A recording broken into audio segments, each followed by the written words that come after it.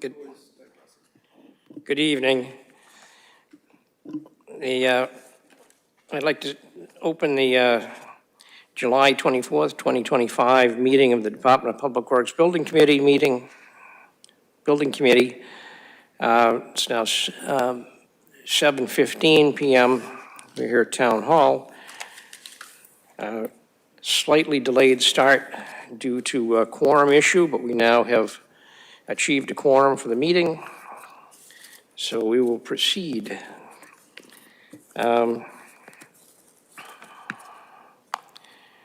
First item of business should be pretty quick. Review and approve minutes from previous meetings. We have two sets of minutes that were sent out, those for February 12th and those for April 2nd. I didn't see anything wrong with others. Move we approve? I didn't see anything wrong with either set. Move we approve. Second. So, Move to approve two sets of minutes, being February 12th, April 2nd.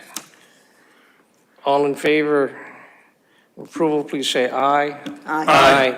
Opposed? Abstentions? Passed. Thank you.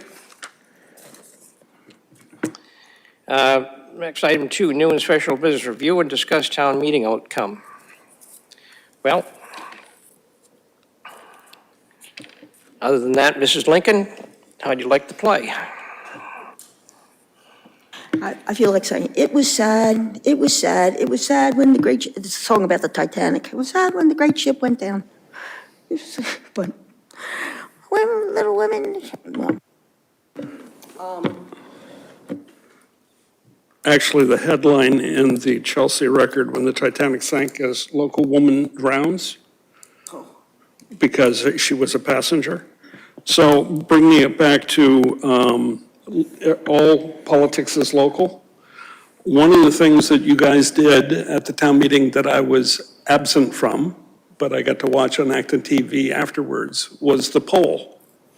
I found that very informative because we can all speculate as to why people voted yes or why people voted no, and I know the sample was only, 300 some odd people as opposed to the 2,000 some odd people that voted in the election, but that's better data than, I don't know, gossip. And I think my takeaway was, there's two sides. There's a yes and a no. But the yes said, we need a new DPW facility. And the no said, it's too costly. And so my takeaway, and this is personal, I haven't convinced all my colleagues on the Finance Committee yet that there is a middle ground here, that somehow or other we can find a less costly DPW building that meets what the town needs. Now, how we get from here to there is going to be a rough road. I'm not saying it's going to be easy, but that was my takeaway from that unscientific poll that I still think is probably better data than I've seen anywhere else. Thank you. I think the one thing that did come out of it was we did get a vote from town meeting to approve a sum of money to do some additional study. So we've kept the project alive. Lots of questions have been raised before and during the meeting, cost being just one of them. And now we've got enough money to move ahead with doing some more study and trying to answer some of the questions that have been raised. A lot of them by interested members of the Finance Committee and a lot of them just by citizens that have expressed their opinions very loudly. So in pursuit of that, the town manager, with the authorization of the select board, went out and they've hired Arrow Street architects to come in and basically do a peer review of the work that's been submitted by Weston and Sampson. They began that work a few weeks ago, and they have some preliminary results which they will be able to come to us virtually tonight and explain their process, what they're doing, and where they're going with it. And I think they've got it's a modest amount of money that we're dealing with, and it's a quick time frame. So I think maybe at this point, we should get the folks from Arrow Street in here to do the presentation and tell us what they've discovered so far and where they move from here. Great, greetings all. I'm Larry Spang from Arrow Street. And some of you may know us from two different things that we've been working on in the past. You may know we were the architects for the Boardwalk campus, the new school that was combined, excuse me, with the Acton and Boxborough school districts, which we finished up, I think about 2 years ago. And since then, we did a study on the facilities of all of the town, looking at ideas for essentially decarbonizing, as we call it in the trade, but really thinking about converting the existing buildings to electric. So that was some work we also did for the town of Acton directly. And so we were pleased to be able to help out to the extent we can, think about next steps for the DPW building, having put it in front of town meeting, and unfortunately it did not pass. So as I think it was Tom was mentioning, we have started some work which we'll go through. We have some, I would say, more like progress and status update, and likely would be back in another month or so to give you a little more information. But we've put together a little short presentation, and then happy to open it up to questions that you may have. And with me tonight is Andrea Brew, who's one of our senior project architects from Arrow Street, as well as Jennifer McLean, who's our structural engineer from RSE, who came out and looked at the building. A member of their firm came out and looked at the building, essentially looking at it for structural, and Andrea looked at the existing building for architectural and other systems. So with that, we'll jump right into the presentation, go through that, and then we can open it up for questions. And I would say, as we go along, if you have questions, feel free to jump in. We're happy to treat this as more of a dialogue than a presentation. Let me just get, all right. So can everyone see the screen? Yes, yep. Okay. Let me move this. Okay. Whoops. Okay. So Larry, do you want to continue or? No, why don't you go ahead and Okay. walk through, and we'll go from there. All right, so as you said, we'll go over just to confirm our charge with all of you, talk about progress updates, initial observations of existing conditions, some preliminary options, next steps, and then schedule. So we were hired along with RSE to do 3 main tasks: evaluate the existing conditions, and meet with the DPW staff to understand their needs. And then task 2, to review the documents, the initial concept studies from Weston and Sampson and their DD 40% set, and pricing, and sort of do a peer review to figure out how cost and scope could help make the project go forward. And then thirdly, we'll have a cost estimator price a few options that we're considering as an alternate to the full new construction, new building. So our first step, as Larry said, was we went to the site the structural engineer and myself, at the beginning of July. And we noticed that there, I say here, limited CMU damage. There were spots or locations along the the south facade where the CMU had been damaged or impact from the trucks, which we'll talk a little bit about later. I'm not sure how familiar you all are with the building, so I don't want to speak of things that you are already aware of, but basically what we observed is a lot of what I would call deferred maintenance on the exterior. There were rain leaders either missing or knocked off, or holes in the gutter, and it was just sort of a domino effect because of the displaced CMU from the trucks. Moisture's getting in there, and then that would just expand the problem. We were given a tour with Corey that led us throughout the building. After that, we had a virtual meeting with the Weston and Sampson team, and they explained that they did some initial studies to look at keeping the building, but then came to the conclusion that it was financially not feasible. They also defined the facility as a risk category 4, and Jennifer will talk a little bit about that when we look at some pictures.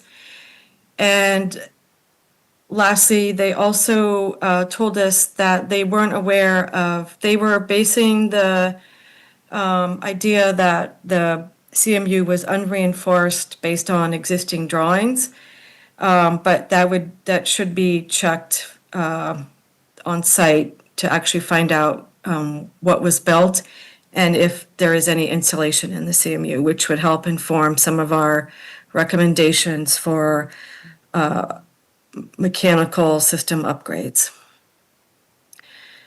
And just yesterday, we had a virtual meeting with Corey and his team, and we asked him what was the most important issue, what was the number one priority that they see, and Corey responded, having a safe workplace. And by that, he meant not just physically safe, walking around, but also just other issues of having a separation between the public and private entities inside the building. There's also a lack of proper ventilation. They're spray painting parts, and the fumes from the painting and from the trucks is going into the admin area.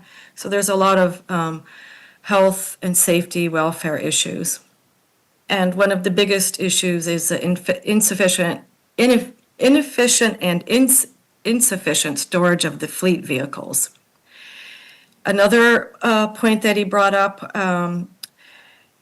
Corey talked about how during the design process with Weston and Sampson, as they were trying to control the scope, they were pushed more and more to combine spaces, reduce overlap, and they have already been doing that. And one of the positives of having the Trees and Grounds Department there and sharing the space is that it's making communication better and more efficient. I should add, if anyone has any questions along the way, I do. to please ask them. Did you, or maybe Corey, have an idea of the total staff that we're talking about, and what part of that staff is full-time town employees and what part of that is, let's say, contractors who come in to do snow plowing? We haven't gotten to that point yet, but that is something that we discussed. We need to get a current list of staffing from him. So that's. And the related question is, when it comes to the fleet of vehicles, do we know how many of those are special purpose that are only used, let's say, in the winter versus those that are used 52 weeks a year? Yes, we did ask him for that. So we just met yesterday. We did ask him for that information and we haven't received it yet. But that will be part of our data and our study. Anything else? Could you, in one of your earlier slides, you talked about risk category 4. Could you explain the importance of that risk category classification?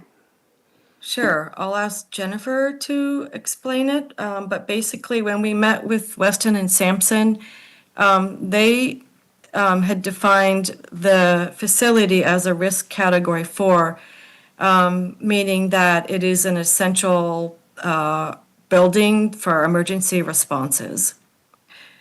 And as a result, that affects certain required levels of construction, so that obviously the building is going to stay put and the staff can access their vehicles and attend to the emergencies. But Jennifer, could you explain what that means in addition? So basically, a risk category 4 is just saying that if there's a significant event, a hurricane, a significant storm, that this building needs to function after that event. And it makes a lot of sense for the new construction to use the risk category 4. But what it means is that the snow load, the wind load, the seismic loads, they're all a little bit higher to take into account the resilience that they're looking for with this sort of a building. And basically, it just all comes down to probability that you want this building, you would want a new building to function if you had a 500-year hurricane or something like that. It's just kicking up those criteria. Yeah, so if I can jump in, if you think about it, a police station, for instance, is a building that you want to function regardless of what the weather is doing. Hospitals are similar. Other buildings, you're more worried about getting the occupants out. And if the building goes down during a storm, then, that's the way it is. So, Just to jump in, Larry, it's not so much the building goes down, it's that maybe the doors don't close, or maybe, it's a lot of serviceability. Sure, right. things. It's not like Yeah. the building's gonna necessarily collapse, right, no, Yes. sorry, I don't mean to put that in, but if I meant the building going down as in not operational. And so depending on how we treat the DPW building going forward, if you say they're part of a first responder team, which in many ways you might say, okay, it's important to the town that the building be more resilient than if it were not part of that first response considerations. Thank you. So in its present condition, it's not resilient? Is that what we're, I don't think we're ready to say that. Yeah. from your slide previously, you implied that if in fact we had fixed the gutters and all that sort of stuff, we wouldn't have holes in the walls. Is that not what you're saying, or is that what you're saying? No, the holes in the walls, and they're not exactly holes, but there's, stepped cracking and displaced CMU blocks because of the trucks hitting it. And when you disturb the wall, then, it opens it up to other problems, such as moisture. I think we've got a photo of that on the next page. Yeah. I didn't Andrea. think all the cracks, Okay, cracks so, were from the truck. The bottom right picture, that's showing an area where there's a block, CMU block with like a little crack in it, vertical crack. That's an example of where we could see from the inside of the building. This is the south wall, and behind it is where they park all the fleet. The image on the bottom left, you can see the truck vehicle parked right up against the wall. And coincidentally, that is also near a location where there's either a hole in the gutter or a displaced rain leader, and all that water is dripping down the building, enters into the crack, And then in perhaps, I don't know the exact scenario, but it could be a freeze-thaw process that it just exasperates. You can see the paint peeling off, that's from moisture. There are other areas of this that aren't, it's not all because of the tractors, it's also on the north side of the building. So if you could see my cursor, here's a little north arrow here. So the north side of the building, also, there's a load-bearing wall down the middle, and the roof slopes towards the north and towards the south.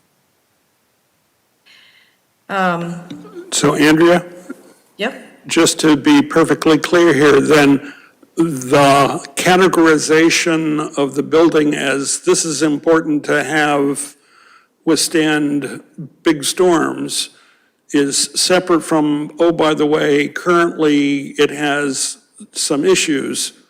And is that why you haven't, quote, reached the conclusion that what needs to be done next? Is that it? Yes.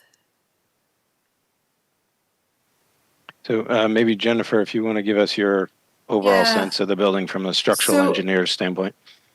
So there's a lot of very localized problems, like a little, leaking here, a crack there, and those all seem like things that could be repaired and prevented in the future.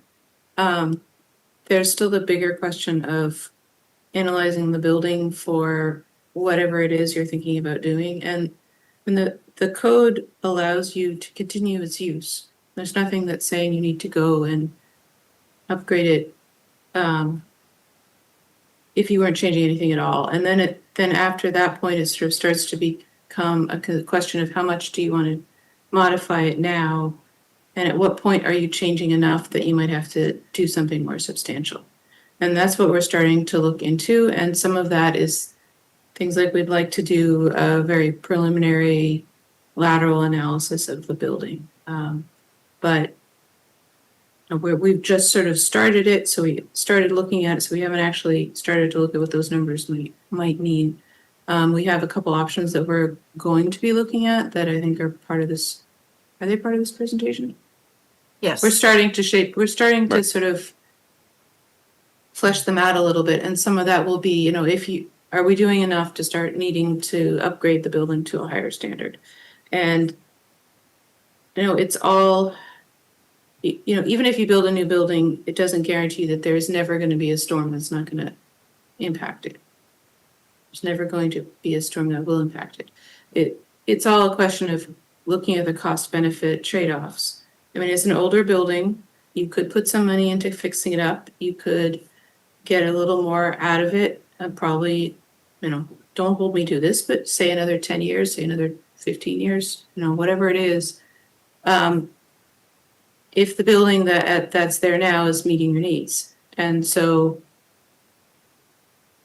we're trying to look at what are you going to be able to get for what sort of investment, and that's kind of what the next phases of our study are going to be. But I don't think this building does not seem to me to be at a risk of collapse or anything substantial like that. I would say, stop driving trucks into the walls, fix the rain leaders. Those seem like prudent measures, but I don't think anything is saying that this building is not resilient enough to get you through, the winter or a few more winters or whatever it is. So I'm not concerned that this building is a safety hazard or anything like that. I'm not sure if that answers the question, but. Jennifer, sorry. Oh, sorry. It begins to answer the question, but that's the debate that obviously this town has had and will have again. And so as you are evaluating what is going to be a spectrum of options or a sliding scale or whatever, understand that there are going to be people who are going to look for what do I get for the lowest cost versus people who are going to say, what do I need to fix the problem? And that's going to be a fun conversation to debate, but the point is to the extent, just keep notes, because that will help us inform a debate that is then based on data as opposed to opinion. I Tom? think we're hoping to, aren't we hoping to have some sense of relative cost of different things? Yes, shortly in the next, but I think to sort of preview where we're headed, one of the questions, when you look at, okay, so what can we do at a lower cost? Obviously, one of the considerations is, do we just renovate what we have? And the first question we asked ourselves, and particularly asked Jennifer, was, is this building in such shape that putting any money into it doesn't make sense? And I think the conclusion is, no, the building has not crossed that line. There are a number of flaws and problems with it, but if the decision for all the different factors was we could renovate this building, that seems at the moment to be an option, subject to further study, but the opportunity does seem to be there, as opposed to saying, no, no way should you put extra money into this building. It's about to disappear. I come at it from a different perspective, aside from the knocking trucks into the walls. I come at it from a safety standard for our staff. And so I would like to make sure that it is a safe place to work, that there's proper ventilation, and there's separation between the working guys and the public and the what I would call the administration, to such an extent that the two don't, the one doesn't pollute the quarters of the other. Sure. And I think what we did hear from the DPW staff, one of the concerns in the vehicle storage section of the building, which is in brown in our little sketch here, is the number of vehicles they're trying to fit in there. It's so tight that they do worry operationally about problems of, somebody getting stuck between two trucks. And so while you might look at it as a physical problem of, if we fix this, if we fix that, but in essence, that we would only cure by making the vehicle storage bigger, to allow more space around the vehicles, to allow more turning space, to allow, better access and maneuverability within the building. So I do want to reiterate what Jennifer said, that, I'm showing this photograph on the bottom right, but that's not, it's not extensive, as Larry said, that it's very fixable. So I want to move on to our options, and I don't know if this Zoom thing is in the way, but whoops. So we're currently looking at 4 options. This keeps moving, sorry. Okay. The first one is part of our task to look at the Weston and Sampson documents and see if there are any other further value engineering strategies that can be done. And we're just starting to look at that scope of work. The second option is to renovate the existing building. I'm just going to go through quickly and then go back to each option. The third one, renovate plus add a new fleet storage addition. So renovate the existing building as, the existing building, and then construct an addition by removing the south side. This is the south side, so this is the current vehicle storage, removing that and then building a larger one attached to the existing north side of the building. And then the last option is to leave the building as it currently is, but renovate it on the inside and build a separate fleet storage building next to it, adjacent to it on the site. And so why would we consider any of these? Starting with option 2, this, in essence, it clearly, the way the building is now is not functioning. They don't have adequate space, but it's buying you time. until you have the funds if that were the issue. Option 3 allows you to put a priority on the fleet storage. I should go back to option 2. You know, you would make those exterior envelope repairs, accessibility upgrades, and interior improvements with some refinishes, new interior finishes, maybe some moving some walls around to make the circulation more efficient. But that option is just sort of to buy time, and part of it would be to add, you know, potentially like a guardrail or bollards on the inside of that vehicle storage wall. Option 3 allows you what I'm calling to right-size the fleet storage addition. And then there would be limited interior improvements on the admin side and the workshop area. And then option 4, we're looking at a new fleet storage building. We're not sure yet what that would include, if it includes a washing station, but we're making progress on this. Andrea, I have a couple of sketches that I could show if I can share my screen for a minute. Sure. Okay. Everybody can, oop, Yeah. Sorry, Tom, I have to request the option to share a screen. You should be all set. Okay, let's try that again. Oh, there we go. Okay. So let me ask if folks can see my screen now. Yes. Okay, so as Andrew was mentioning, this was option 1. So this is the proposed work that was part of the original proposal. Outlined in red here was the new proposed building. Excuse me, Larry? And, yeah. Sorry, Larry, is there any way you can zoom in? It's a little small on the screen that it's presented in the room. Oh, yeah, That's great, thank so you. Let me do this and get rid of the pages and do this. I still can't Okay. read it. So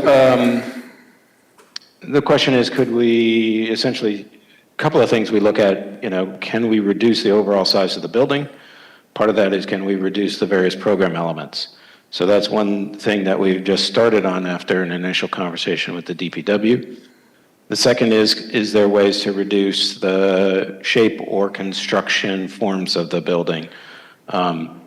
And again, that's probably an incremental cost adjustment. Maybe we can simplify things. Maybe there's a way to kind of get what you were after, a little smaller, a little more efficient. That'll bring the cost down incrementally. I don't think it will bring it down substantially. And of course, one of the issues that you have now is, as you put together a new project, you're sort of chasing inflation. So the project you had in front of the public at a certain price point today is going to be different price than when you put it in front of the public in a year or two whenever you're ready with a new project. So that's always an issue when you start adjusting things, is you're sort of chasing a diminishing return. Option 2, as we mentioned, was the simple, well, what if you keep what you have and renovate? And again, we started with the question of, well, is the shell of the building in decent enough shape that you could make that as a start? Your overall square footage is less. You have to make some program adjustments to do that. You are essentially saving the shell of the building. So you've got foundations you're not paying for, you've got walls you're not paying for, structural, et cetera. And then to the extent you're providing new systems, and I would agree that you'd probably say, well, we're going to put in a whole new mechanical system so that we can separate the vehicle areas from the admin areas and create the indoor air quality you want and need. And so there's somewhat incremental values to that, and we will be looking at sort of both the opportunities, constraints, and costs of that. This one was one that we thought would be helpful to illustrate. This is this idea in option 3, that we retain a portion of the existing building where that existing bearing wall is essentially right down the middle, leave the portion to the north of that, renovate that section, replace the vehicle fleet storage building with, and this is in a sort of rectangle shape that's the same size as the one from the original building proposal. And do that. And so try to right-size, as Andrea said, right-size the fleet storage, do what you can to upgrade the existing building, and it's a bit of a hybrid. And then the fourth scheme we started to talk about was, see if we can get that one in.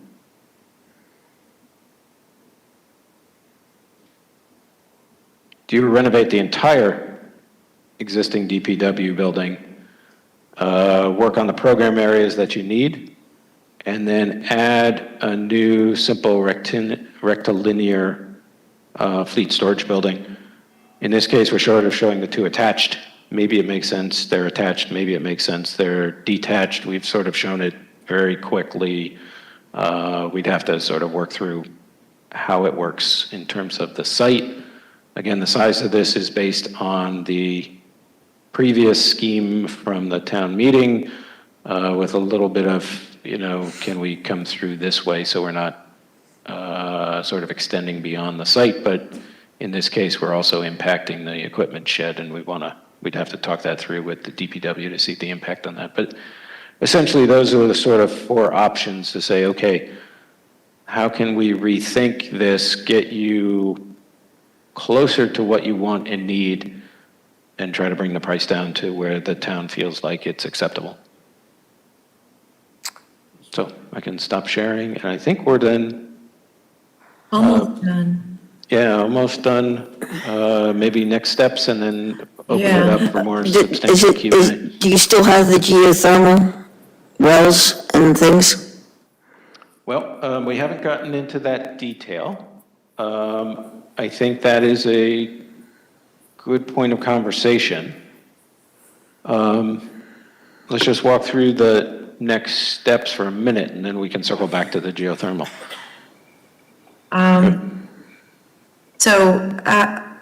Once we've developed further our options, we'll review them with the town manager's office.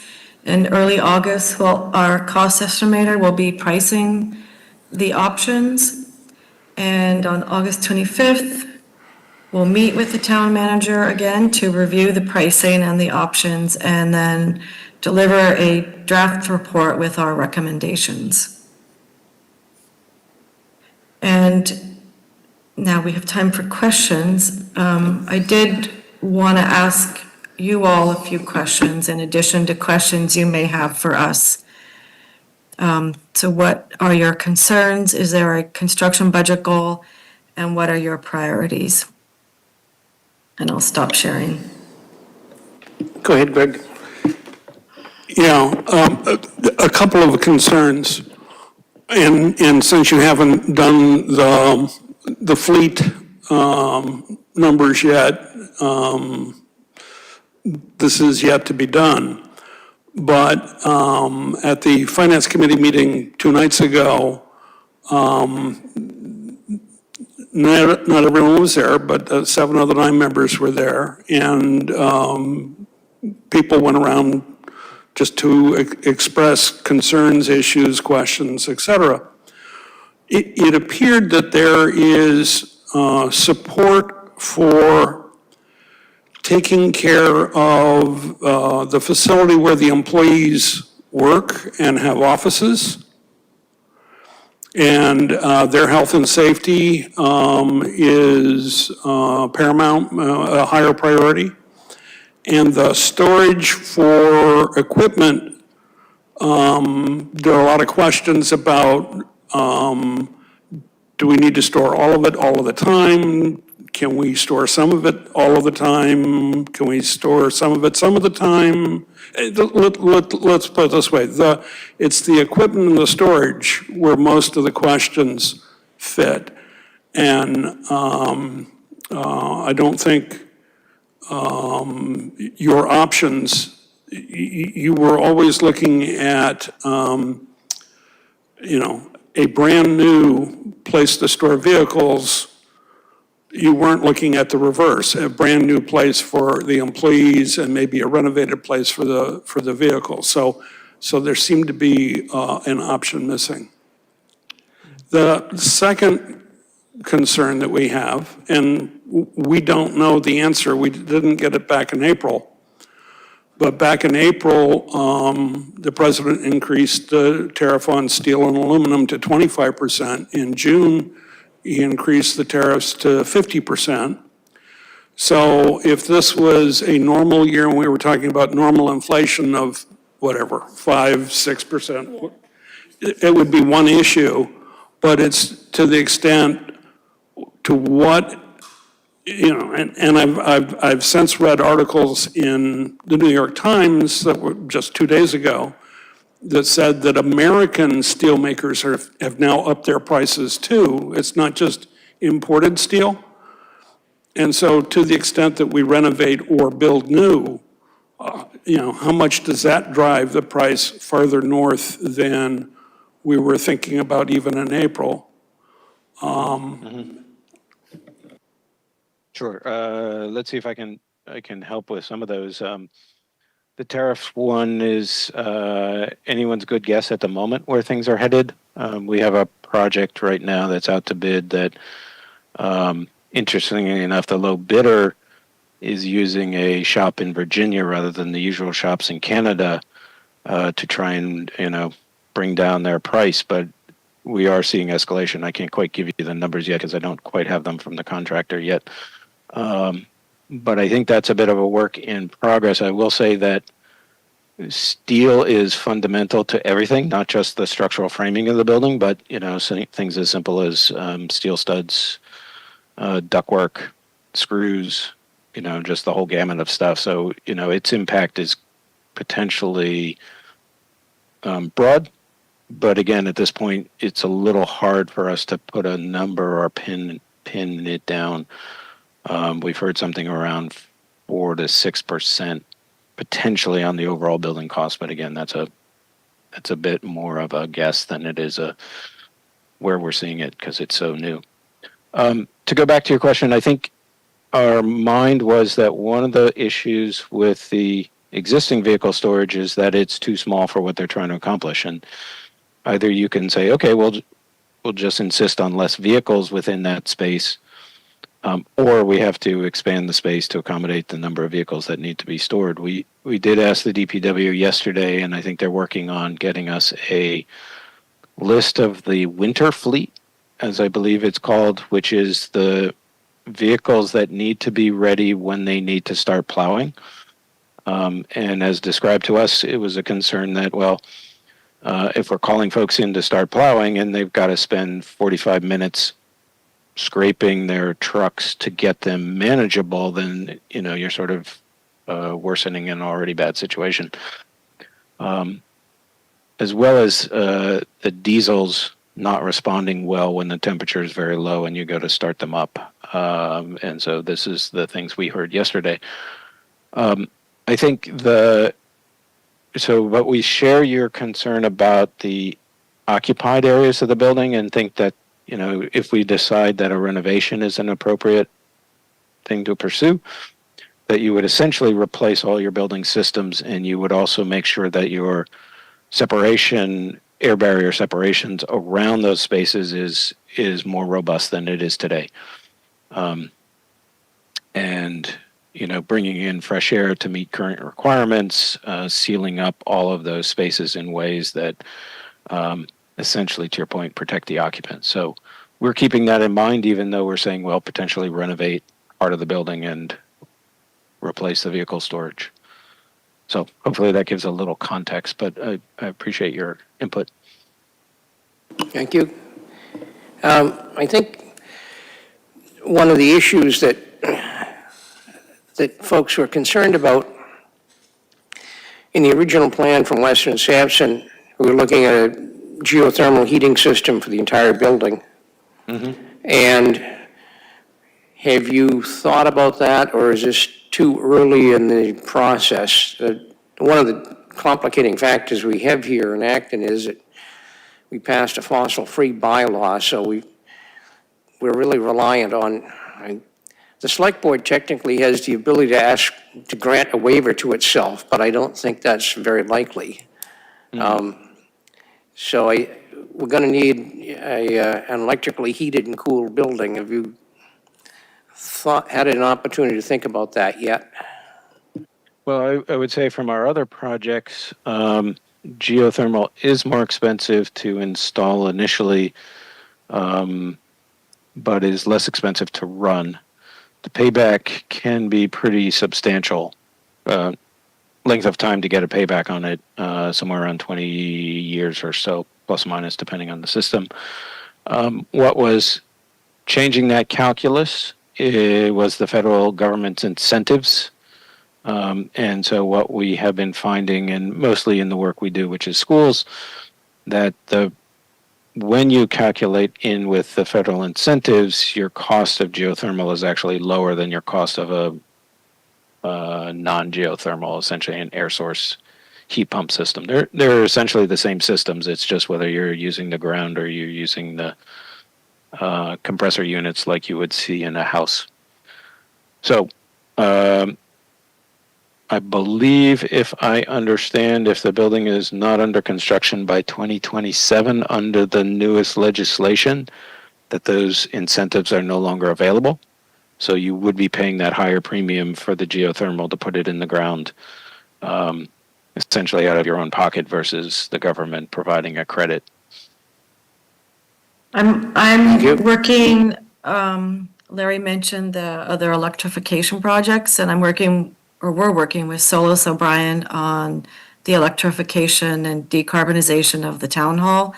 And we had submitted two options, the geothermal and the air source heat pump, and we are going with the air source. So cost is an issue. Right. Tom? Thank you, Mr. Chair. Excuse me. And thank you very much, Larry, Andrea, and Jennifer. I do have a couple things, one note and then a couple questions. And when we talk about employee spaces inside of the building, we talk about occupied space. We're so used to focusing on the office space that sometimes I think the mechanic area does not get mentioned by us, and I want to make sure that that's mentioned. That when we talk about any renovation of the building or new construction, that we're adequately giving space to mechanics and the workshop for the tree folks as well. Because those areas in the current building right now are very deficient. One of the things that Andrea had mentioned earlier in the presentation, and Jennifer had mentioned as well, was the structural integrity of the current building. And I believe one of the notes that you had mentioned, and I'd ask for clarification, was that while the plans had indicated one thing, you wanted to verify in the field. Is that accurate? Yeah, whether the CMU block is insulated, and also the, per Weston and Sampson, we haven't seen the existing structural drawings, but they had noted that the drawings did not show any steel reinforcement in the cores, and so that's something that we probably should check. Okay, what we can do, and thank you for that clarification, what we'll do is we'll work on getting you the existing plans so that you can see what Weston and Sampson was referring to and be able to That would be helpful. verify that. Yep. All right.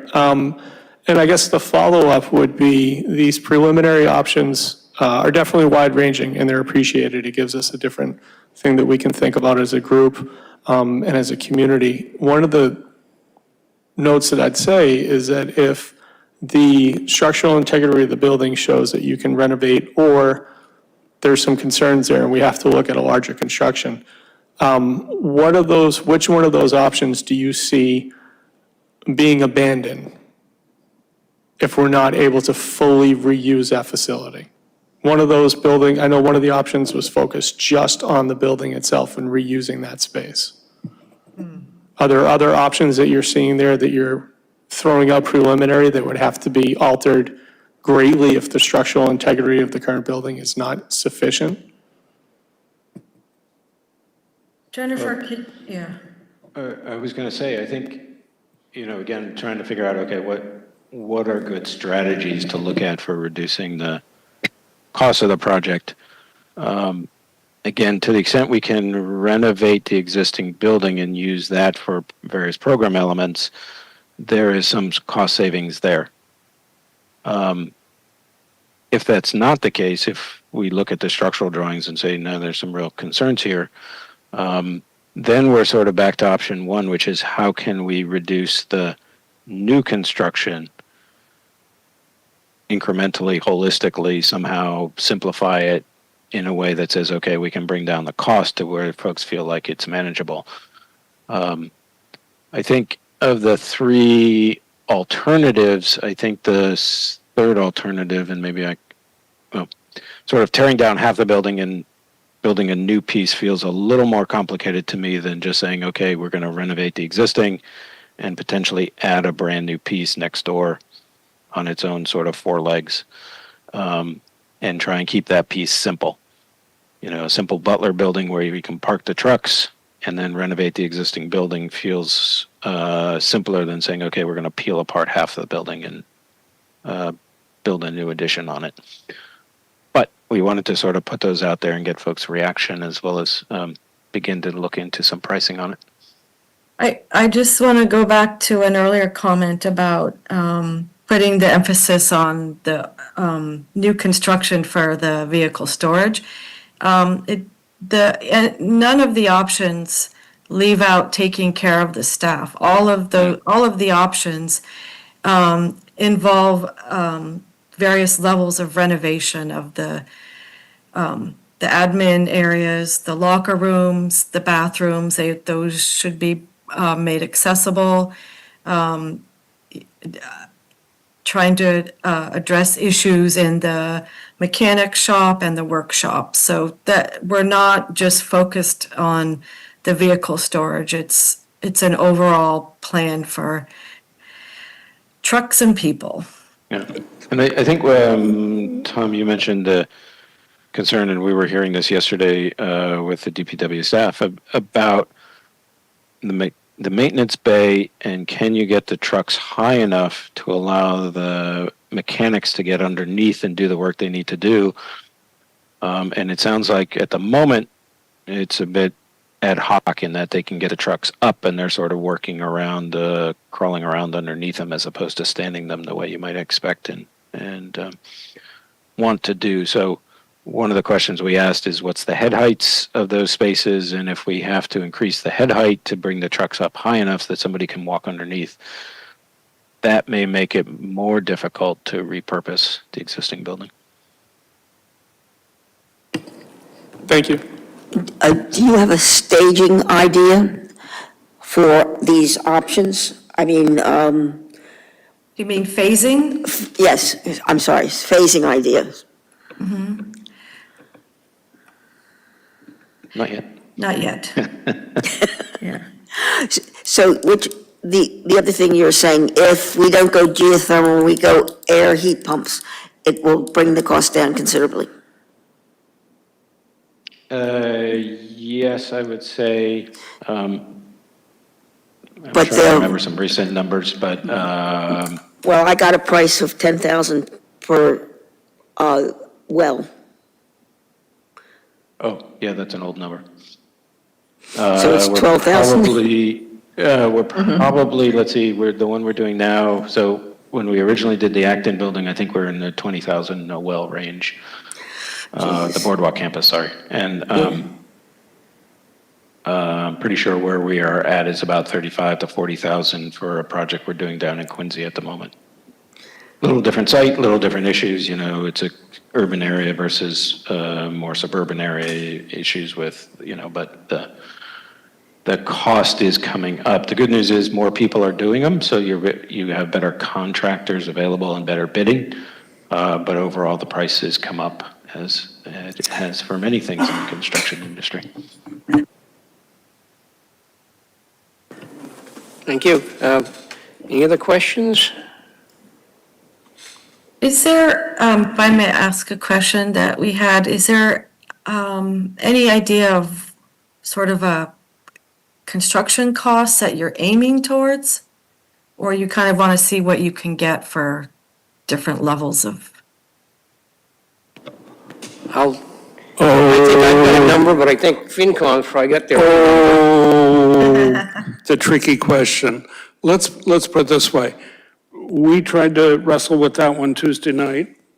The only number that anyone was willing to put on the table was, if you can do this for 10 million, you may have a viable proposition. But I don't think that's a viable proposition.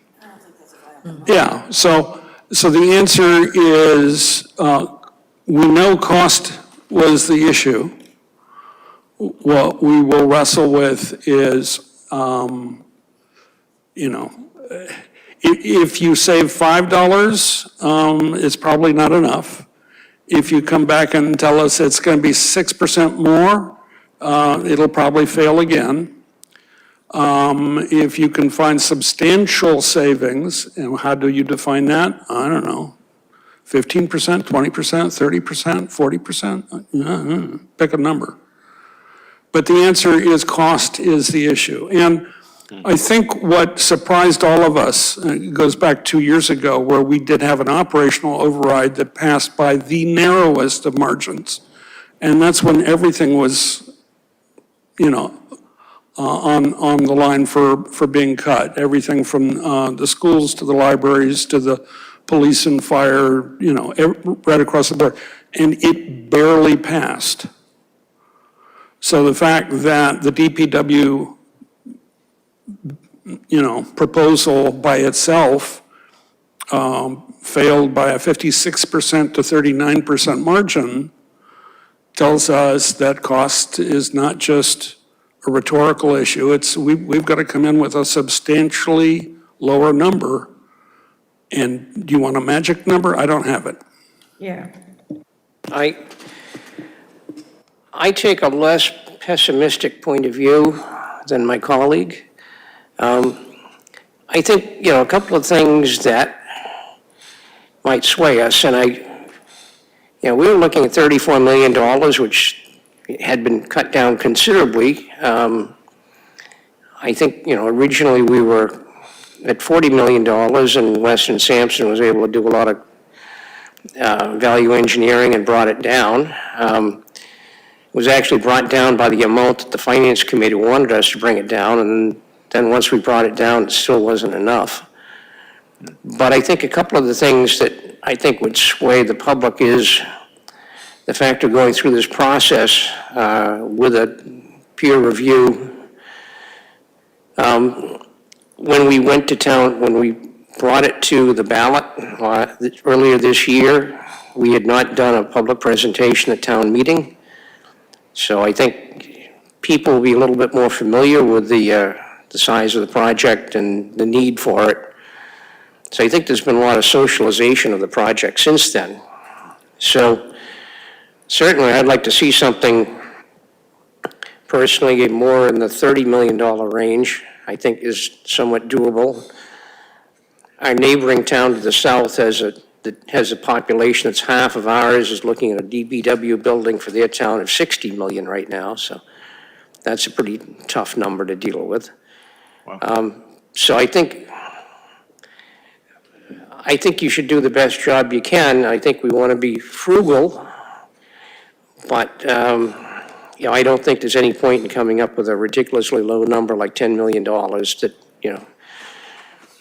why throw away $10 million and give you and make something that's insufficient for our needs? Would you consider option 2, where all we do is renovate the existing building, as a non-starter, or should we continue to pursue that? The Finance Committee would consider that a big starter. You're going Baby start. yeah. There's been discussion, we have not reached a consensus yet, but there's a discussion. One of the phrases that we've been discussing is a concept of minimal viable project. And again, I won't say that there is a majority for it yet or anything like that, but what we're trying to do is take a look at what is going to meet the needs. We understand that there are needs, but what's the minimum we can do to meet those needs in terms of cost?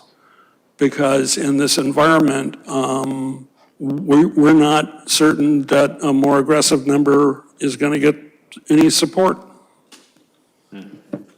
I think, from my own point of view, the option you've got, I don't remember the number, renovate the existing building and build a separate fleet storage building adjacent to it if the site would accommodate it, looks somewhat attractive for a variety of reasons.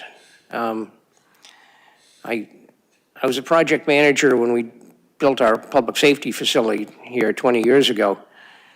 And rather than have the garage bays for the vehicles inside the building, we found it was worthwhile building a carport outside. We'd certainly need something more than a carport for the fleet storage at DPW, but there was some ways of saving money by having two separate buildings. And if we do it that way, it would be somewhat easier to phase the project, take it in 2 bites, and we'd certainly have to have the debate about which piece do you build first, but I think it might be easier to sell 2 somewhat smaller projects than 1 big project. So from my own personal experience with the DPW, I think that might be more saleable and might be something that I'd encourage you to look at. I agree with you about tearing down half of that building and attaching something onto it looks kind of tricky. But I do think maybe it is, and I'm not alone in thinking about this separate fleet storage building. That's been something, I mean, people seem to think that you can get a Sears Roebuck tin shed out and back on the cheap, which I know that's not going to happen, but we might have some support for segmenting the project and maybe phasing it over time. One of the issues that we didn't talk about that Weston and Sampson addressed with their project was site circulation and improving the safety of that as well. So that's something that we'll have to include. But yeah, as we were thinking about it, the option 4, which is, renovate existing and then add a building, whether it's adjacent to it or nearby, looks like it gives you some flexibility, to your point, whether it's phased or whether the vehicle storage can be just the simple box Butler building style, get you what you need in terms of space, but try and keep it simple and cost effective. I'm taking away several things. First off, I'm going to disagree with the chair of the Board of Selectmen because I don't think phases work. I think you could get the first phase and you don't get the second. I've seen that in too many buildings before, so I'm sorry, but that's how I feel. The second thing is that it's got to be done before 2027 because of because the federal government doesn't believe in climate change and doesn't believe in saving, so we have that. My third thing is that we hold the town meeting first and the election afterwards. We cannot do it. We have to have a thorough, and it may be, from my way of thinking, it would be a special town meeting on the DPW building only, where we go through all the nonsense, everything, answer every single question, and talk about the the building itself, then have a special election. So that's where I'm coming from, which is probably going to cost too much money and nobody will agree with me, but Well, that's, actually, I agree with you, and I was talking to the DPW director in the town of Yarmouth, which passed a new DPW building, and I said, how did you do it? And he said, we held town meeting first and thrashed it out among hundreds of people, and then held the election later, where thousands of people vote, but the hundreds of people basically came to a two-thirds conclusion that the 50% threshold you needed to reach at the town election became sort of rudimentary. So your approach may be something, I think it's beyond Arrow Street's. Yeah. the thing that we have to do it before the 2027 is their thing. The fact that I don't particularly agree with phases is their thing and something that the selectmen have to hammer out. But from a political point of view, I think we have to have the town meeting and then an election after. And we've done that in the past. I can't remember for what, but we've done it in the past. Sorry, Dean, but, This is the first time we've ever disagreed, Ann. I can't imagine. How oh, I know, really. The other thing is, I really liked your slides. Tom, I'd like to have them in my hand, okay? If I'm gonna, Yeah, we can share a copy, send it to you, Tom, and you can distribute. Thank you. Any other questions from our side?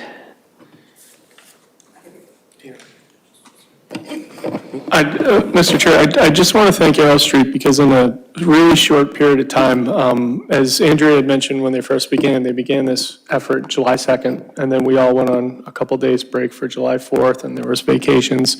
And Arrow Street has done a lot of work and met with a lot of people on the town side to get to this point in a really short period of time. So I just want to thank the three of you for being here tonight and for doing all that work in such a short period of time.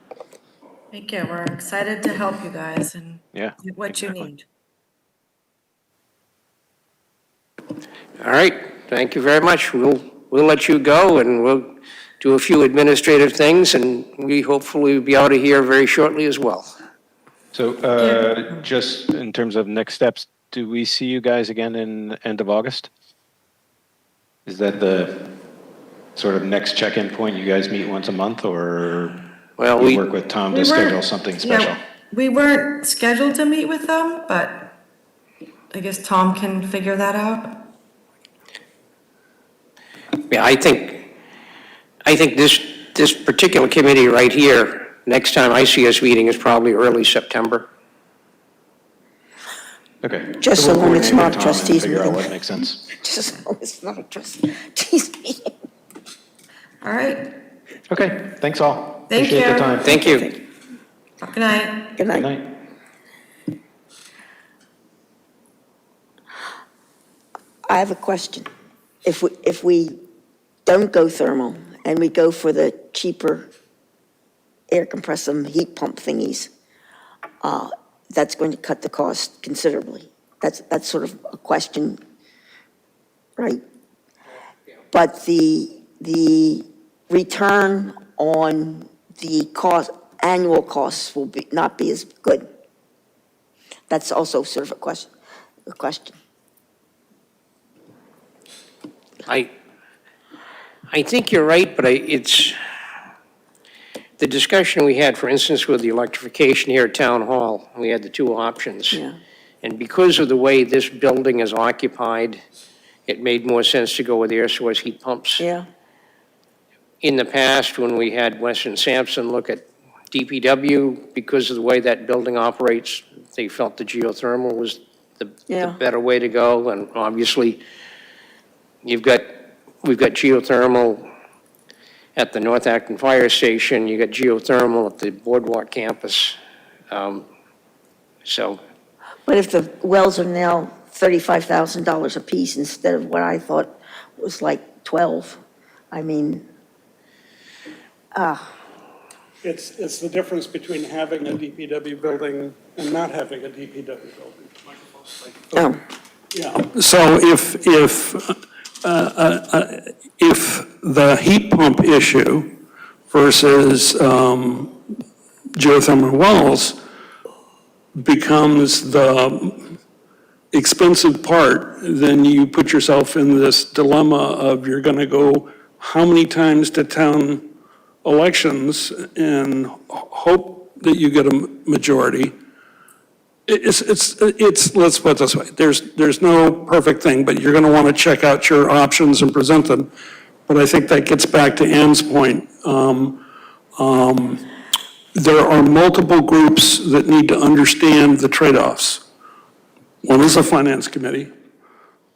One are people who attend town meeting, and a larger group are the people who turn out and vote in town elections. And so there are a series of groups that we need to say, we looked at this option, we looked at that option, you could do this, you could do that. Here are the costs of going this way, here are the costs of going that way. Long-term, short-term. Because this is not a simple, oh yeah, everyone's for that. well, the groups that are for, Oh, I missed one. what, Green Acton? Oh, Green Acton, okay, yes. I- But I consider them part of the larger town voting group. They, yes, there will be people who will turn out to vote in a town election who you don't see at town meeting. There will be people at town meeting who you don't see attend here. It's a ripple effect. So I would say, start with the boards, move to a special town meeting, move to an election, and you have at least a path. When you put the election before the town meeting, and I think we've learned this, too many questions turn into easy no's. Well, Dean did a yeoman's job of presenting the plans all over the place. And it still didn't work because, I had somebody tell me that at least the library did it right. They showed what they were going to do, and I wanted to wring their necks because we also showed them what we were going to do. And Dean worked very hard to do that. I mean, he was out all the time showing people what was going to happen. However, I think we're now caught in what I would call the Finance Committee's dilemma, because regardless of what we do now, the costs are going to be greater because we have to put in a delay. So, Unless the costs are substantially cut. And then, you know what? Then the Finance Committee will help fight for this. But and I can't speak for all of my colleagues, I know you can't. but I will speak for myself. My vote to support a new DPW building is achievable. It is not a mythical dream, but I'm not likely to support something that is more expensive than what has already failed. Well, what I'm afraid is going to happen is that we're going to have an inadequate building, which is going to be just as expensive because of the rise in costs and all this sort of stuff. And we already have an inadequate building, which is old and, anyhow, that's, All right, we should. moving on. We've seen the time frame that Arrow Street's come up with in collaboration with the town manager and the DPW staff. And for them to come in and making a presentation August 25th, unless my memory fails me, and that's a select board meeting. That'll be our next select board meeting. And then having the draft report available on the 29th. So I would suggest that this group look at having a meeting to review all that fairly early on in September. And if we could come up with a, So you want us at the 25th meeting? pardon me? You want us at the 25th meeting? You want us to attend? You want us to Yes, attend yes, the yes. selectmen's meeting on the 25th? Yep. And, when, and then they'll give us a draft report on, I mean, do we get the draft report on the 25th or not? Yeah, it's going to be because we only have one select board meeting in the month of August, the agenda is probably going to be pretty weighty, so bring your large donkeys with you when you come to the meeting.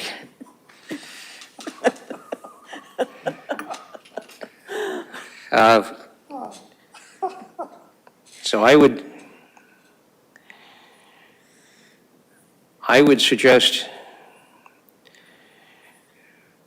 I know Thursday nights have worked well, so long as they don't interfere with the library trustee meeting. Please.